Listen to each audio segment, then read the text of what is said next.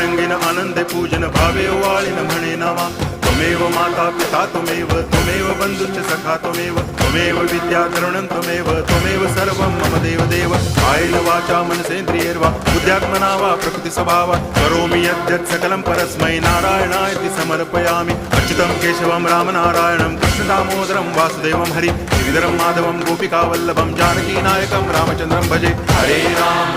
Ram